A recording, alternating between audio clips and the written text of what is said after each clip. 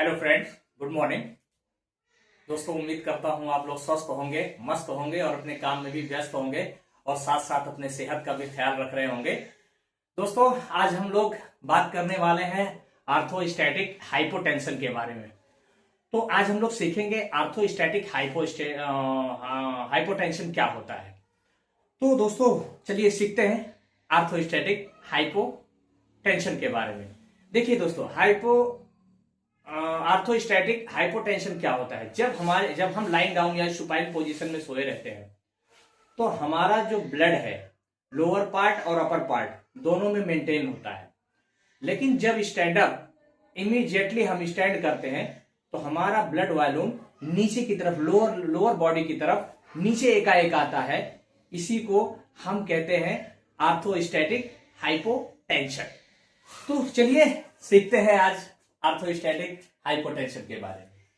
देखिए दोस्तों, जैसा कि मैंने यहां बताया हुआ है, जब हम लाइन डाउन पोजीशन पे होते हैं तो ब्लड हमारा जो डिस्ट्रीब्यूट होता है लोअर पार्ट में भी अच्छी तरीके से डिस्ट्रीब्यूट होगा, अपर पार्ट में भी अच्छी तरीके से डिस्ट्रीब्यूट होगा।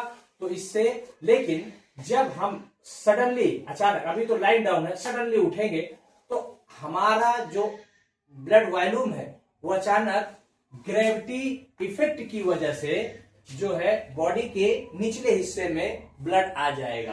तो जब हमारा निचले हिस्से में ब्लड आ जाएगा तो हमारा वीनस रिटर्न रिड्यूस हो जाएगा, और जो वीनस रिटर्न रिड्यूस होगा, कार्डियक वेंट्रिकुलर फिलिंग विल भी रिड्यूस हो जाएगी। फिर further in diastolic volume reduce हो जाएगा, और जब इन डायस्टोलिक वॉल्यूम रिड्यूस होगा तो हमारा स्ट्रोक वॉल्यूम भी रिड्यूस हो जाएगा, और जब स्ट्रोक वॉल्यूम रिड्यूस होगा तो हमारा कार्डियक आउटपुट अच्छी तरीके से मेंटेन नहीं होगा, और जब हमारा कार्डियक आउटपुट अच्छी तरीके से मेंटेन नहीं होगा तो क्या होगा, cardiac output upper part of body का जो ब्लड सप्लाई है वो रिड्यूस हो जाएगी, और जब वो रिड्यूस हो जाएगी तो लीड करेगी हाइपो परफ्यूज ब्रेन को। यानी हाइपर परफ्यूज ब्रेन का मतलब है कि हमारे ब्रेन में ब्लड जितनी नीड है उतना नहीं पहुंच पा रहा है, उसको हम कहते हैं हाइपर परफ्यूज ब्रेन। तो जब हाइपर परफ्यूज ब्रेन होने लगेगा तो सेरिब्रल इस्कीमिया डेवलप होगा, और जब सेरिब्रल इस्कीमिया डेवलप होने के स्टेज आएंगे तो पेशेंट आदमी को वर्टाइगो आ सकता है, डिजीनेस आ सकता है, ब्लैक आउटपुट यानी चक्कर आ सकता है, या बॉडी स्विंग कर सकती है, और आंखों के सामने अंधेरा डार्कनेस सा महसूस होने लगता है, और सम टाइम क्या होता है, पेशेंट गिर जाता है। उस गिरने की वजह से पेशेंट को हेमरेज भी हो सकता है, फ्रैक्चर भी हो सकता है, यानी ओवरऑल बॉडी के किसी भी पार्ट में नुकसान हो सकता है। तो ये तो हो गई ये बेसिक चीज होगा। इसको मैं देखिए डायग्राम के थ्रू भी मैंने बताया है। जब ब्लड हमारे वीनस रिटर्न, जब हम स्टैंडिंग पोजीशन में है, स्टैंड हुए, हमारा वीनस ब्लड राइट हार्ट में वो रिड्यूस हो जाएगा।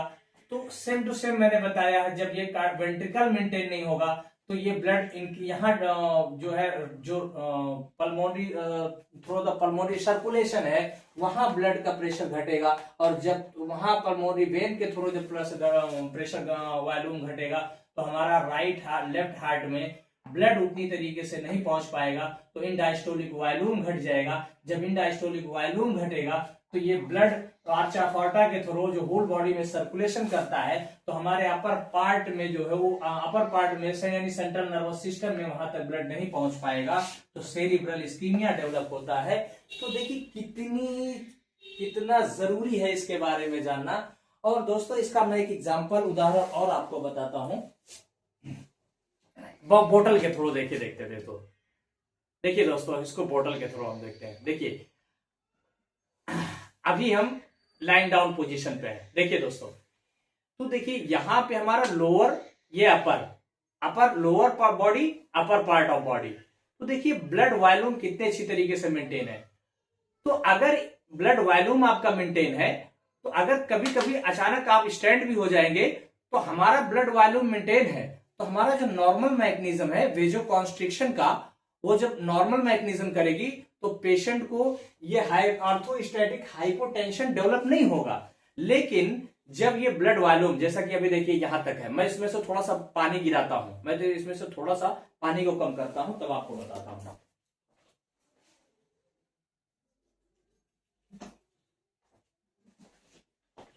देखिए दोस्तों, अब मैंने थोड़ा सा पानी को कम कर दिया, पहले इतना था अब इतना हो गया। अब देखिए दोस्तों, मैं इसको लाइन डाउन पोजीशन पे कर रहा हूं। तो देखिए दोस्तों, जब लाइन डाउन पोजीशन पर, अब देखिए ये वॉल्यूम यहां से यहां तक घटेगा, देखिए ये वॉल्यूम बॉडी का कम होगा, और जब कम होगा तो अपर पार्ट बॉडी में यानी ब्रेन की तरफ न्यूट्रिएंट्स या ब्लड की सप्लाई नहीं होगी। तो जब आदमी अचानक उठेगा तो एकाएक उसको आर्थोस्टैटिक हाइपोटेंशन की प्रॉब्लम डेवलप होगी। तो देखिए दोस्तों, चलिए अब बात, ये तो हो गई ये सारी चीज। अब हम बात करते हैं कि किन किन लोगों को ये खतरा है, किन किन लोगों को इस चीज पे ध्यान देना चाहिए।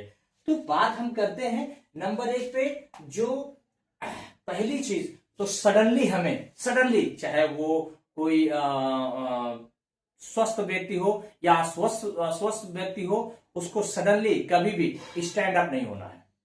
जब भी होना है तो धीरे धीरे पहले उठ के बैठ जाइए, 2-3 मिनट तक उठ के बैठे रहिए, उसके बाद 2-3 मिनट के बाद तब खड़े होइए, ताकि आपको आर्थोस्टैटिक हाइपोटेंशन की प्रॉब्लम ना आए।